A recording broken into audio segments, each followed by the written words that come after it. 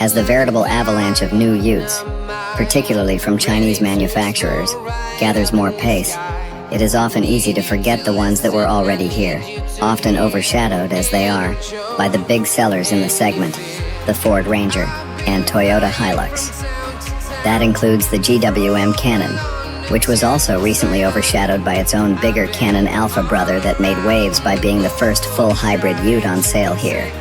GWM was one of the first Chinese manufacturers to sell UTs in our market, by way of the Great Wall V200, V240, that was a budget ute powered by Toyota and Mitsubishi engines that launched here way back in 2016.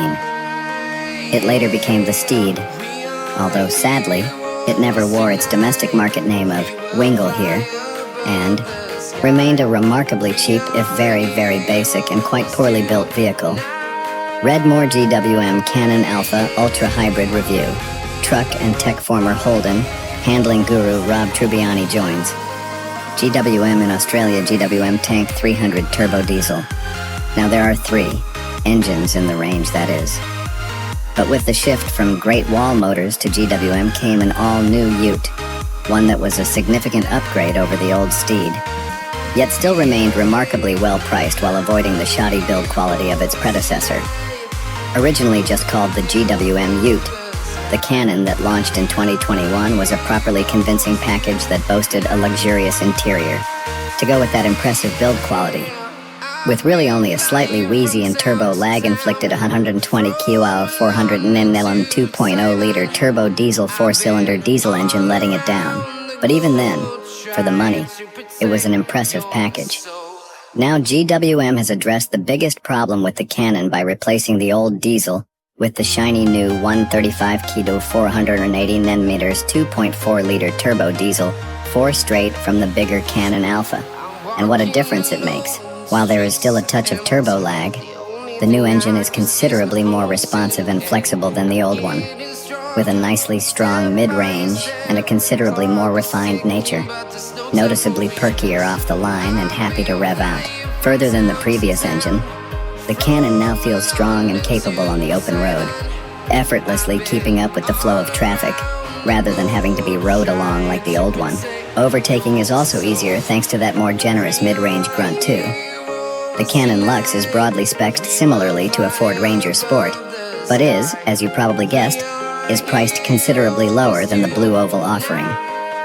The addition of the new engine hasn't just seen big improvements in drivability and refinement, with the towing capacity also benefiting from a 500 kilo bump up to the full segment standard 3500 kilo, while tray payload is 995 kautor.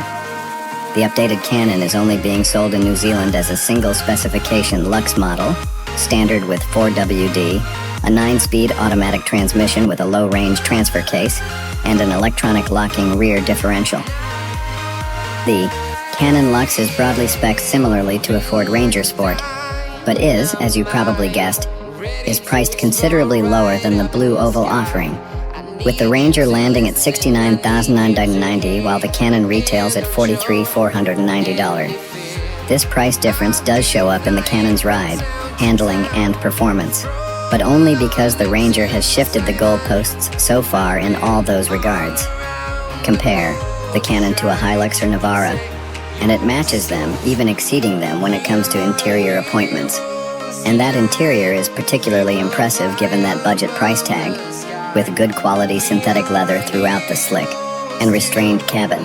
Stylistically, the Cannon's dash looks like it comes out of a luxury SUV. While the materials used aren't quite up with the high-end look, they are certainly better than what we are traditionally used to in a ute. It just feels like the ute version of a big, friendly dog, comfortable, docile, and happy to do whatever you want. The excellent build quality is another highlight of the interior, while one oversight is the fact that when the light catches the digital instrument display, in just the right, or should that be wrong, way it looks like every warning light has illuminated. A momentary irritation to be sure, but an irritation nonetheless. On the road, the Cannon has a typical ute-ish ride, with a slightly firm, brittle edge at low speeds, but it smooths out considerably at higher speeds, making it a pleasant open road cruiser. Yes, it is afflicted with typically overactive driver assists, but they are easily turned off via handy shortcuts on the main touchscreen. And even though you have to do it every time it starts, they are quick and easy enough that it quickly becomes second nature. With the likes of the LDV-T60 Max Plus and Jack T9 making waves in the budget ute segment, the GWM Canon could well have fallen behind.